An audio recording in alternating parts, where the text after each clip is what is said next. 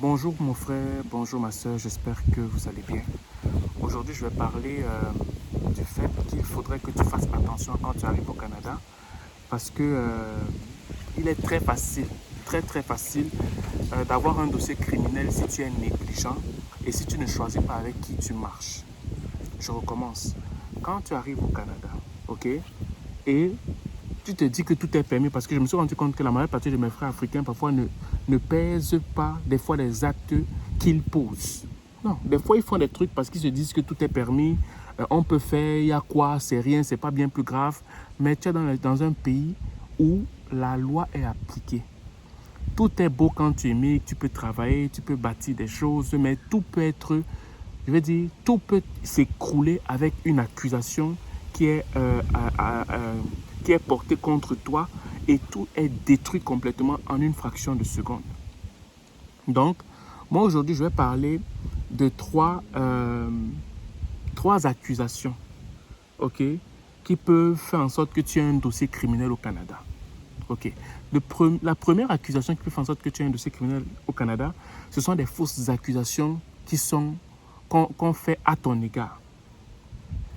Je recommence. La première façon très simple, ok, de, de faire en sorte que tu aies un dossier criminel qui pourrait faire en sorte que si tu es résident temporaire, obligatoirement, dépendamment de ce que tu as fait, tu es automatiquement interdit de territoire et tu as un dossier criminel. Ça peut être la grande criminalité, ça peut être simplement la criminalité, ça peut être la criminalité organisée, dépendamment de ce que tu as fait. Ok? Donc, quelqu'un peut, par exemple, t'accuser que tu as fait quelque chose et, et voilà, et il bâtit ses preuves. Et on rencontre ça beaucoup dans la communauté africaine ici. C'est-à-dire que quand tu commences à évoluer, quand tu commences à émerger, tu vas voir qu'il y a beaucoup de gens qui sont aigris. Je ne dis pas que c'est tous les Africains, mais il y a certains qui sont prêts à créer une atmosphère, à créer des preuves pour t'incriminer afin que tu aies un dossier criminel. Je recommence. Il y a des gens que quand tu commences à être élevé, quand tu commences à faire tes marques, quand tu commences à réussir, certaines fréquentations que tu as sont prêts à mettre tout le paquet pour créer même les preuves afin que tu puisses pour que tu puisses avoir un dossier criminel ici au Canada. Et si tu étais étudiant et que tu étais un résident temporaire, même résident permanent, tu peux être interdit du territoire du Canada. Pourquoi? Parce que tu es un criminel. Et si tu es interdit du territoire au Canada, c'est très difficile, en étant résident permanent, qu'on accepte que tu reviennes parce qu'ils n'acceptent pas les criminels. Donc, quand on va te renvoyer là, c'est difficile que tu reviennes. Peut-être que si tu es chanceux, te donner une interdiction de territoire pour une certaine période, mais quand tu es criminel, c'est difficile qu'on accepte ça en fait. Oui, tu peux faire appel de la décision, mais il y a de très fortes chances que quand on te donne une interdiction de territoire pour criminalité ou grande criminalité ou criminalité organisée, c'est difficile que ton appel soit accepté en fait. Ça, c'est le premier point. Deuxième point, une autre façon pour pouvoir te détruire ici, c'est de la conduite avec des facultés affaiblies. Donc, ça veut dire que tu peux conduire parce que tu es sous l'influence de la drogue. Tu peux conduire sous l'influence de l'alcool, particulièrement, ce sont mes frères africains.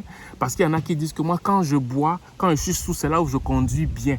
Ah bon? Au Canada, si on t'attrape en conduisant avec des facultés affaiblies, même si c'est de l'alcool, la bière ou j'en passe, on te donne, on va te coller un dossier criminel pour grande criminalité. Avant, c'était criminalité. Maintenant, c'est grande criminalité qu'on t'attrape sur le volant avec des facultés affaiblies. Que ce soit par la drogue ou que ce soit par l'alcool. On t'attrape, tu as un dossier criminel pour grande criminalité. Pourquoi? Parce que tu avais bu, tu étais sous quand tu conduisais. Ok? Si tu es un résident temporaire, on va te rapatrier. Ok? Tu peux ne même pas faire la prison parce que tu peux aller jusqu'à 10 ans. 10 ans de prison à cause de cette négligence-là. Si tu es un résident permanent, tu vas faire appel de la décision, ok? Ou bien au pire, on peut même t'arrêter. Si tu es un résident temporaire, on t'arrête sans mandat. Si tu es résident permanent, on va aller chercher un mandat et c'est ceux qui vont l'avoir. Et là, tu vas commencer à te rendre compte que pensant que tu es encore citoyen canadien, alors que tu n'es que résident permanent, tu peux être chassé du Canada. Et le dernier point que je voulais mettre en avant, c'est le fait que quand on parle de criminalité, là, c'est parfois sur des choses des plus banales. Je vous prends par exemple le cas de la criminalité organisée. Ça, c'est un exemple que je prends pour que vous puissiez comprendre. La criminalité organisée, quand on parle de ça dans la loi, on t'explique que c'est l'une des catégories de personnes qui font partie de la criminalité organisée sont des gens qui font entrer illégalement des personnes au Canada. Je recommence. Un des facteurs qui te met dans la catégorie de la criminalité organisée, ce sont des personnes qui font entrer des gens illégalement au Canada. Voilà. Bon. Je veux dire, quand on dit que tu fais entrer des gens illégalement, qu'est-ce que ça veut dire? Ça veut dire que tu n'as pas le droit de faire entrer des gens au Canada. Il faut qu'on aille doucement. Et je parle à toutes les personnes qui ne sont pas consultants en immigration et qui font des dossiers d'immigration en sourdine.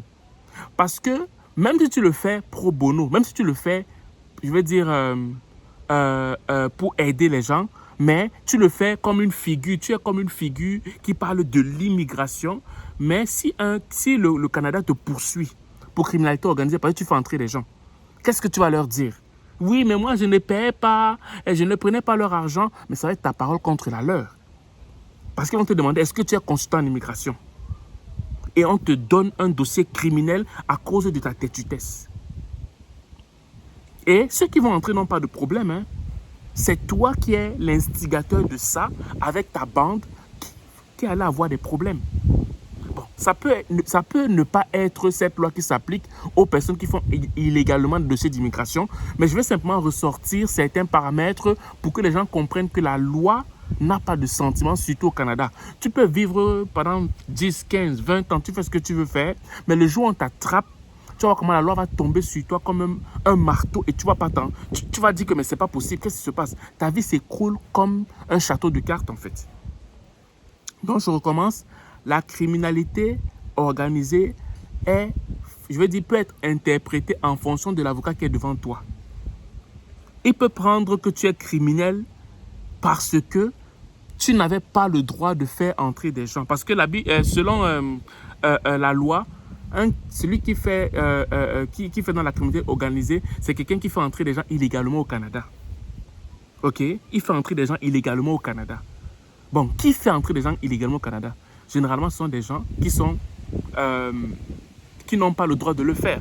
Ça peut être pris sous plusieurs angles. Ce n'est pas seulement sous cet angle spécifiquement. Ça peut être pris sous plusieurs angles. Et je voulais juste attirer l'attention des gens qui font illégalement des dossiers d'immigration alors qu'ils n'ont pas le droit de le faire. Voilà. Donc, il y a plusieurs aspects de dossiers criminels qui peuvent être infligés à une personne. Et quand tu as un dossier criminel, partout où tu vas, on vérifie ton dossier criminel. Okay, c'est comme ta carte d'identité. Quand tu veux avoir un emploi, on vérifie ton dossier criminel. Quand tu veux avoir un loyer, on vérifie ton dossier criminel. Quand tu vas aller quelque part où c'est sérieux, on vérifie ton dossier criminel. Bref, tu peux ne pas faire la prison, mais ton dossier criminel va te suivre pendant plusieurs années, voire toute ta vie. À moins que tu aies eu un sursis. Mais si tu n'as pas eu de sursis, ton dossier criminel va te suivre toute ta vie et ça va être des portes qui seront bloquées. Voilà. Donc, quand je dis souvent à mes frères africains, faites attention. Ne parlez pas juste pour parler au hasard. Faites attention. Pesez vos mots. Pesez vos propos quand vous parlez parce qu'un petit mot comme ça peut casser toute ta vie au Canada. Vos fréquentations, faites attention à vos fréquentations. Quand je vous dis ça, vous vous dites que je n'aime pas les Africains. Mais quand tu vas commencer à émerger, surtout dans la communauté africaine, là, ok, c'est très facile quand tu mets une peau de banane. Ça peut aussi être dans d'autres communautés, mais j'ai beaucoup plus vu ça dans la communauté africaine. Ok? C'est très facile. Et dernier point, dans tout ce que vous faites, ayez l'habitude d'avoir des preuves, de garder vos preuves. Dans tout ce que vous faites, ayez l'habitude de garder vos preuves. Soyez des archivistes de preuves. De telle façon que le jour où quelqu'un va vouloir vous coincer, tu montres tes preuves. Parce qu'un petit problème comme ça peut amener de gros soucis dont tu ne pourrais même pas t'imaginer. D'accord? Voilà. Donc, c'est ce que je voulais te dire aujourd'hui. Si se passe une belle journée et on se voit pour la prochaine vidéo. Ciao.